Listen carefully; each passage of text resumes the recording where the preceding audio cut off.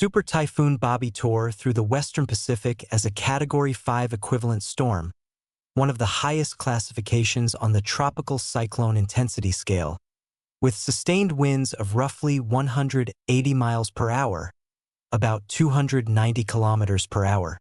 To put that in perspective, winds of this strength are capable of causing catastrophic structural damage, snapping utility poles, and turning loose debris into dangerous projectiles.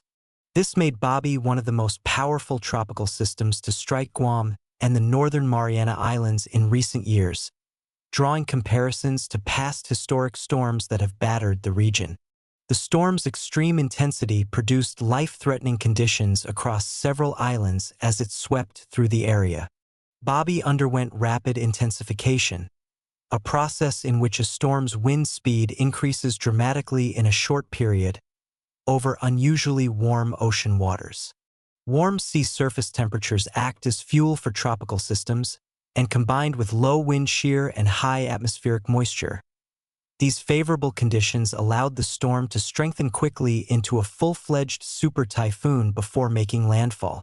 Meteorologists tracked its development closely using satellite imagery and reconnaissance data as it approached the Mariana Islands, a chain of volcanic and coral islands in the Western Pacific that frequently lies in the path of tropical cyclones.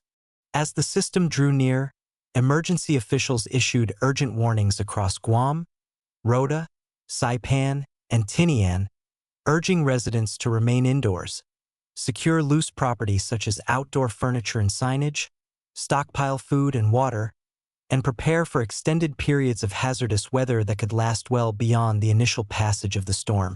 Rota, positioned closest to the storm's core, bore the first and most severe direct hit. As the eyewall, the ring of intense thunderstorms surrounding the calm center of the typhoon, passed over or near the island, conditions deteriorated rapidly from strong winds and rain into violent, sustained hurricane-force gusts and torrential downpours capable of dropping several inches of rain per hour. Officials on the island reported extensive damage across multiple communities, with the destruction described as among the worst the island has faced in years.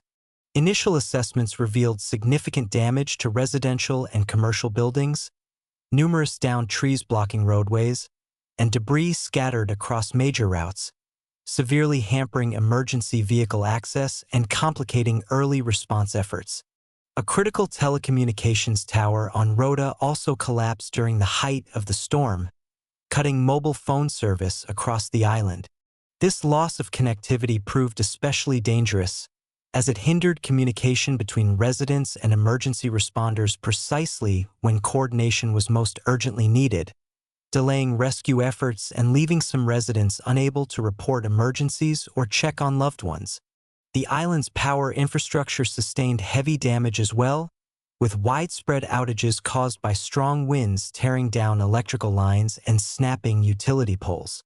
Repair crews were unable to begin restoration work immediately, since venturing out during the ongoing dangerous conditions would have put line workers at serious risk.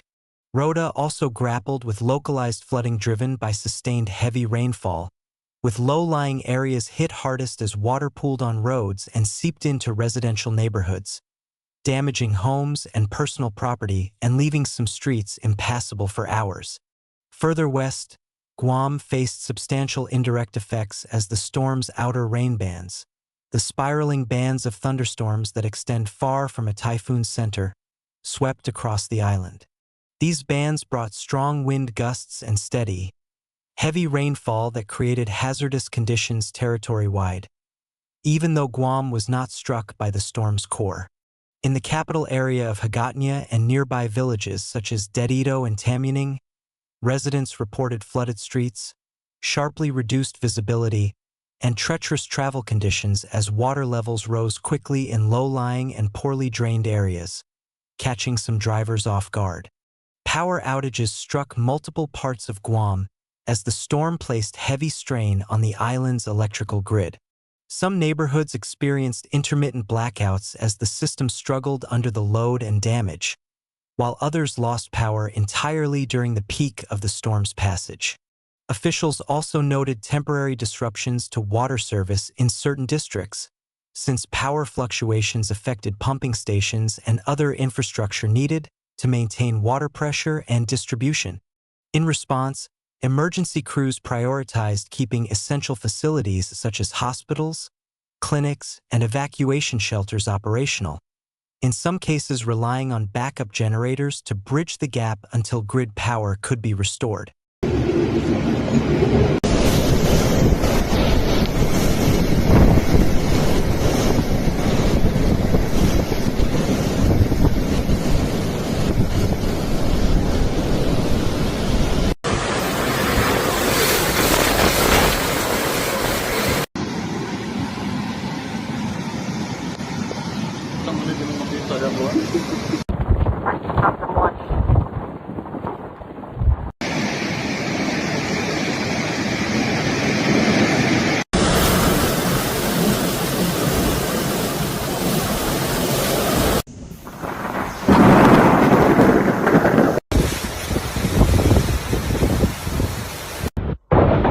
Saipan, the largest of the Northern Mariana Islands and home to the bulk of the region's population, saw winds exceeding 100 miles per hour in some areas, still powerful enough to cause serious harm even without a direct core strike. These winds led to fallen trees, minor structural damage to homes and businesses, and debris scattered across roads. In Saipan's main population centers, including Garapan and Susup, residents contended with heavy rain and strong gusts that made it genuinely dangerous to be outdoors, with flying debris and falling branches posing ongoing risks throughout the storm. Some roads were temporarily impassable due to flooding and fallen vegetation, forcing residents to shelter in place longer than expected. Tinian, further south, also experienced severe weather as the typhoon moved through the island chain, with periods of intense rainfall and strong winds causing localized flooding and minor property damage. Authorities across the Northern Mariana Islands stressed that although the severity of impacts varied considerably from island to island, depending on proximity to the storm's core, every community felt some degree of impact, whether from direct destructive winds or from the extended, soaking rain bands trailing the system.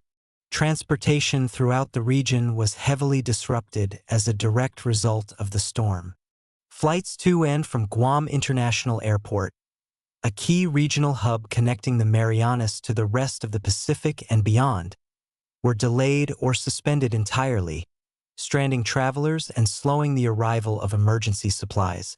Maritime operations were also halted because of dangerous sea conditions, high waves, and poor visibility, leaving ports inactive at a time when shipping is often critical for delivering fuel, food, and relief materials to island communities. Schools, government offices, and non-essential services closed across all affected islands as a precaution, a measure that helped limit public exposure and kept residents off dangerous roads during the storm's most destructive phase.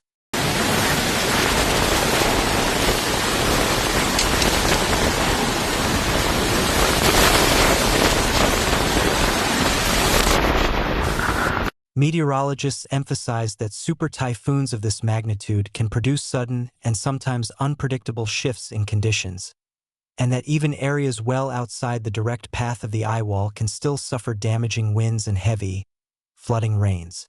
This underscores why evacuation warnings and precautionary closures typically extend across an entire region rather than being limited only to the areas expected to take a direct hit. As the system moved away from the Mariana Islands, emergency teams began preliminary damage assessments, focusing on clearing debris from roads, restoring downed power lines, and inspecting the structural safety of homes, schools, and public buildings across affected communities before allowing residents to fully return to normal activity. While the full scope of the damage is still being determined, early reports suggest Rota took the worst hit given its proximity to the storm's core, while Guam, Saipan, and Tinian experienced varying but still significant levels of disruption to infrastructure, utilities, and daily life.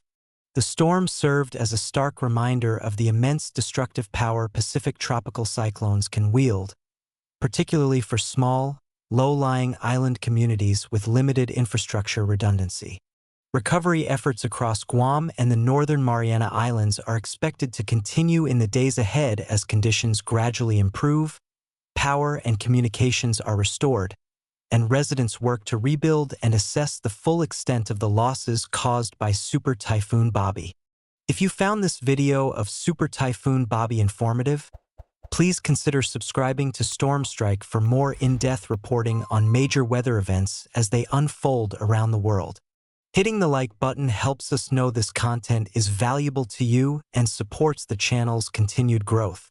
Don't forget to tap the notification bell so you never miss an update the moment we publish new storm coverage. We'd also love to hear from you in the comments section. Share your thoughts, ask questions, or let us know if you or anyone you know has been affected by this storm. Thank you for watching and stay safe.